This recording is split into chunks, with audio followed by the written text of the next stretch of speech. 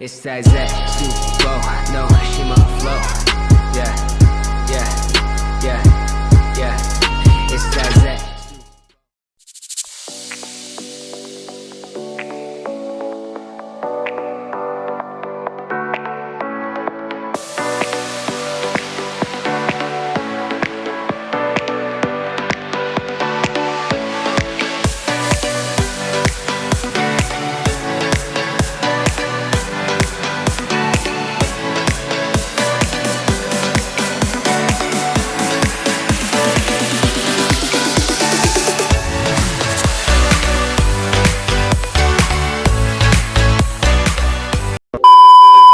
visualization is one of the forefront and underlying components of the Metaverse.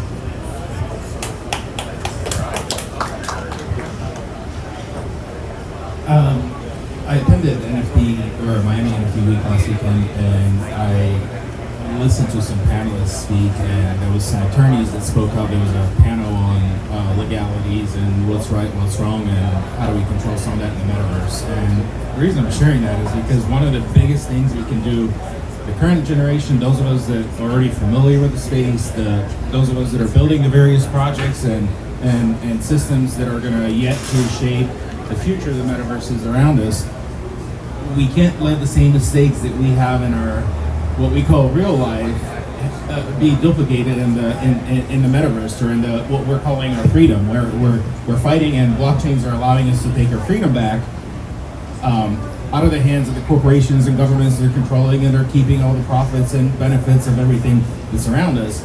Let's not introduce the same laws and guidances into the metaverse so that the same thing reproduces. I think you said something similar. And I think how we can help the young generations, or the generations that are yet picking up and entering the space and are going to continue building, is to not allow that to happen. And their contract is up, and there's a throne that's empty, and they're fighting over that throne.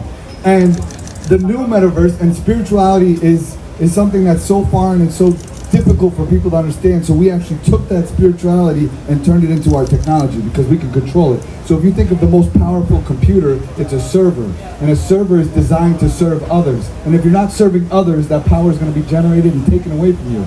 So when I see these people talking about the metaverse and it's so scary, I don't want my kids to be in there all the time, it's like, if we as a human race don't understand what happened in this simulation and we bring that into the new simulation, we're going to focus on all the wrong things and worship the wrong people inside there, and we need to be in control of our own thoughts and our own ideas. And I do agree 100% with you that, we had an idea for an event. We had a marina put out. I take a screenshot of Google Maps, and then I build the building, and then we put the decorations around this. No, put the step and repeat over there. And how are we going to allow people to walk through the experience?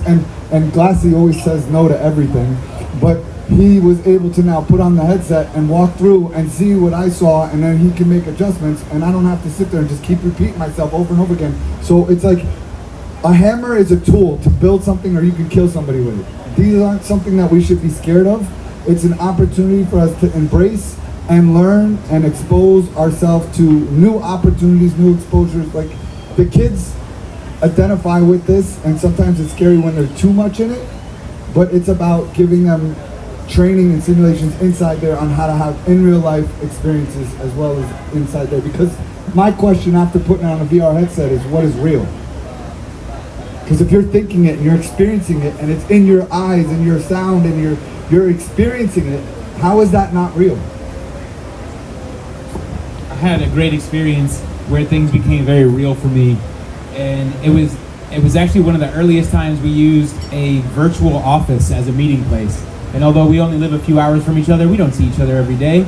So actually having, and our community and our teams are around the world. NFTs out of that, what would you want to do? Because probably 90% of what you want to do could be accomplished with that kind of a thinking and framework, because guess what? We're still dealing with people and minds and emotions. So I think the future of NFT space looks a lot like us being the pioneers of how to develop economy in a more civil and balanced way, and that we're looking at economic redistribution, like wealth redistribution is like something of a common practice, and that if you're launching a project and it starts to become not so acceptable for one person to reap 99% of the benefits. So I think like we're pioneering what that could look like now, and watching at the incredible success and growth of the projects that are excellent at doing that, of like saying, we'll take 10% of the earnings of this, and 90% are going to go back to the community, back to the holders, back to the people who are actually supporting. I see that evolving and becoming such an efficient model that it starts challenging the rest, like how a typical corporate structure would operate. And I would say in the intermediate future that we're looking at them having to adopt some of those strategies or be completely outpaced and beat out by other projects that are community first in their development and thinking.